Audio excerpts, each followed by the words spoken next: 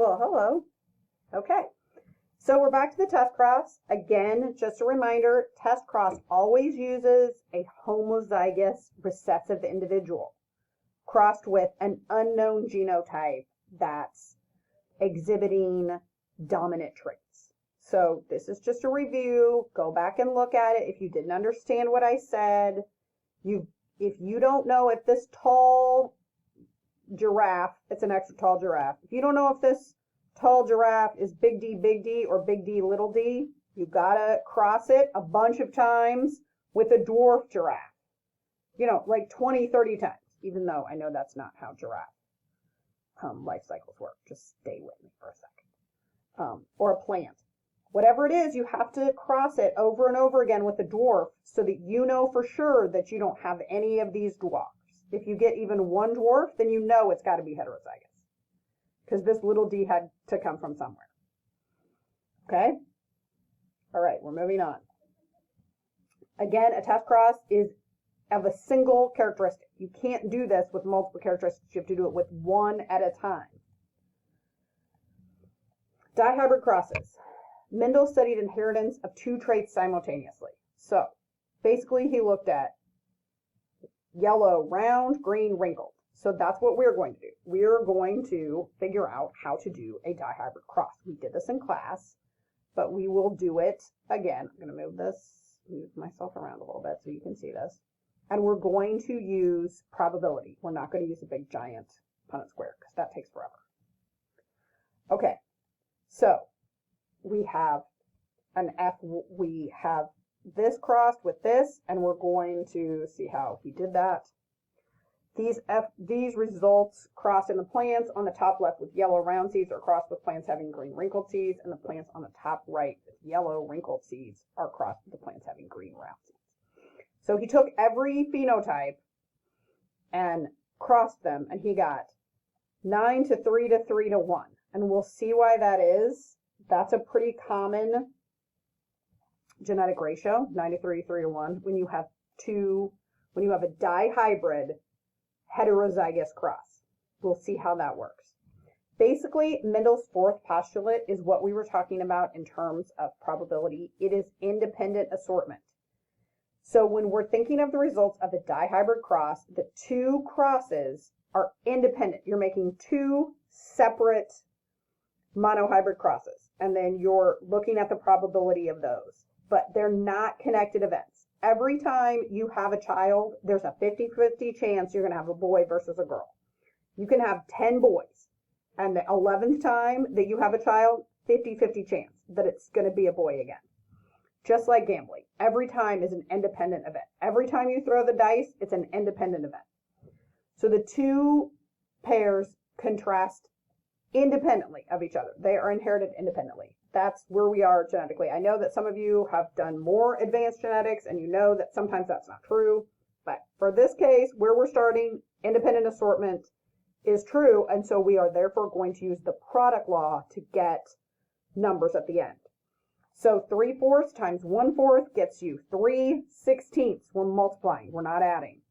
1/4 times 1/4 gets you 1/16. So basically 3 to 1 ratio is what we're going to call that. Frequencies of all possible F2s are calculated by the product law. Okay, this is what we did in class.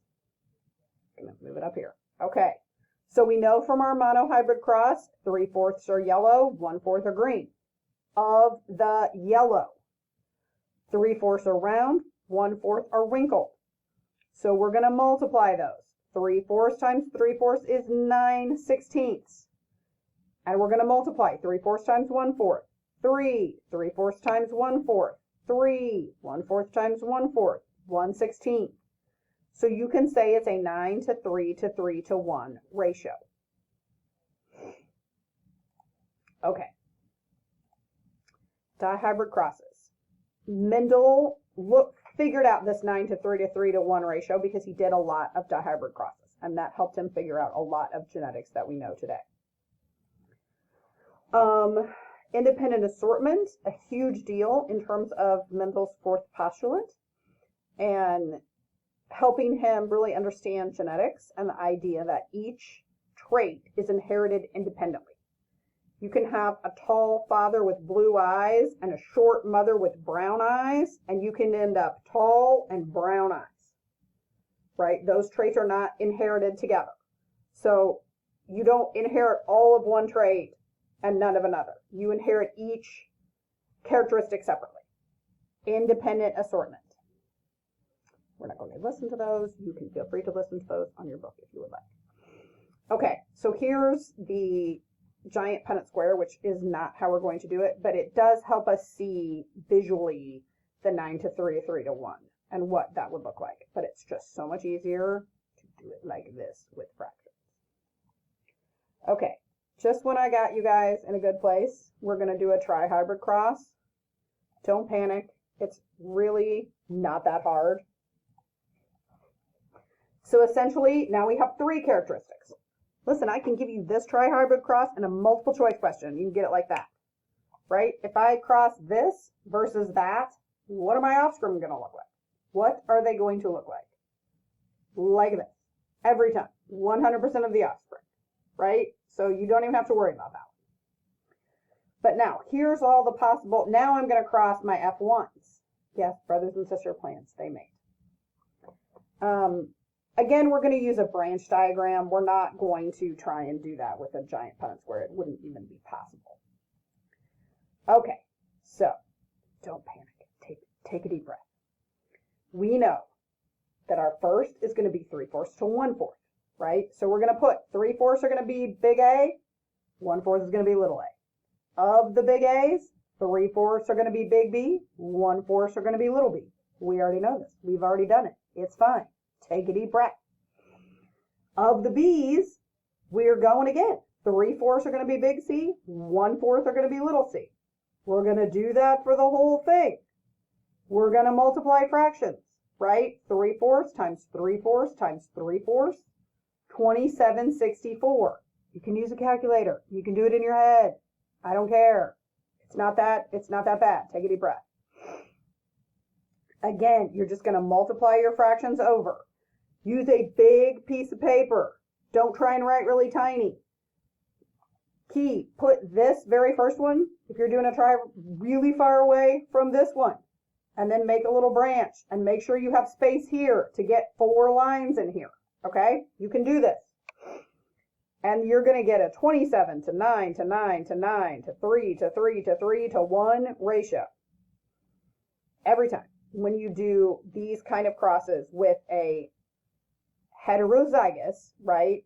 You cross a heterozygous with a heterozygous with a heterozygous. That's what you're going to get. 27 to 9 to 9 to 9 to 3 to 3 to 3 to 1. That's what you're going to get. That's a tri-hybrid cross. You can do it. We'll do it in class. It'll be fun. Okay. I will start this section in another video.